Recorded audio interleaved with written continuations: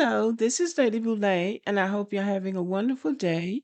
Thank you for your support. Thank you for subscribing to the channel. Thank you for your comments, and thank you for your thumbs up. Thank you for all you do to support the channel. And yes, we are commanded to love one another, whether we want to or not, or whether we agree with each other or not. And today I'm going to talk just a little bit about Black Americans and white Americans and the foundation of this country, because I believe that there are people who are coming to the United States of America and who are getting it wrong. And they need to be set right because everybody didn't put the infrastructure of the United States of America in place. Everybody is not foundational builders of the United States of America. When we talk about the physical, the economic, and the cultural infrastructure of the United States, two populations play the largest roles in building the foundation of this country: Black Americans and white Americans. This isn't about modern politics, this is about history, labor, and nation building. So we just want to stick with the facts. We don't want to talk about emotions or anger or anything. We just want to stick with the facts. The infrastructure of this country was put together by two major groups of people: Black people and white people. It took the imagination, the innovation, the gifts, the talents, and the hard work of both of these groups to make this empire what it is today.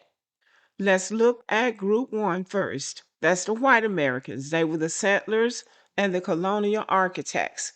And we're going to start with them first because they got here first. They came here, they saw, they conquered, and then they needed to build a nation.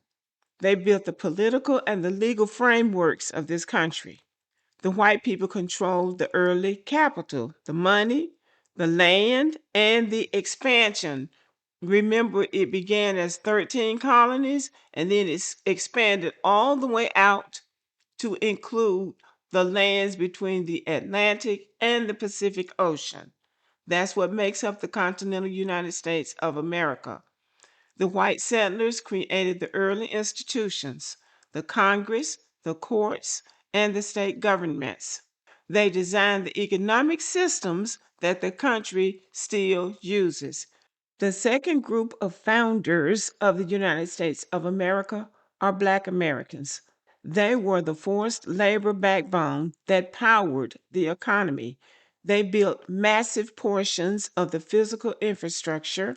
They generated the wealth that funded early American expansion. They created cultural institutions that define American identity, and they transformed the country through Reconstruction, civil rights, and modern culture. Again, historical fact, not conflict. Some examples of the infrastructures built by enslaved people include the White House, the U.S. Capitol, Monticello, which is the home of Thomas Jefferson, railroads, and this is important. Enslaved workers built and maintained railroads, which connected key cotton growing regions. So trains were used to transport cotton down to New Orleans and Mobile so that they could be put on ocean going vessels to be sent to all parts of the world. So they used the railroads, but also barges that they sent down the river. And that was the mainstay of the economy. Cotton was the engine that built the economy. They also put in the roads, the bridges, and the ports. Many cities, including Atlanta and New York, still utilize infrastructure built by enslaved people. These structures reflect the significant role that enslaved people played in shaping the physical infrastructure of the United States. Now, this is the foundation of this country. This is work that can be measured. And I want to clarify something about the railroads. People like to say that the Chinese built the railroads in the United States of America. So let's get something straight. There are 48 interconnected states of the United States of America. The Chinese built the railroads in 5 of the 48 interconnected states. Enslaved people and free blacks built the railroads in the other 43 states. So that's 5 states for the Chinese and 43 for the enslaved and free blacks. So that needs to be made clear because people will try to, erase the black people out of the railroad building and say the Chinese did it. We don't have to take anything away from the Chinese or anybody else.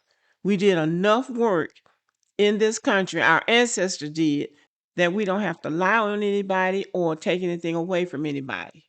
Now, to be clear, I'm talking about the 2 groups that shape the foundation. Many groups have contributed to America, especially in the last century.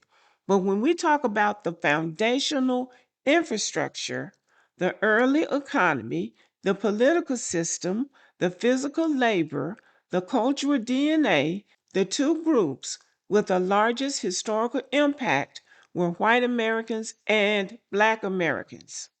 The people that made this country appealing for all of these other people to want to come here for a better way of life, those 2 groups were white people and black people.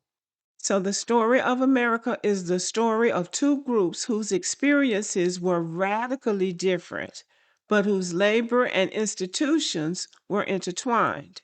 One built the system, the other powered it. Together, they created the country we live in today. So actually, we are joined at the hip, even though we don't like it and they don't like it. But we are joined at the hip when it comes to who built America.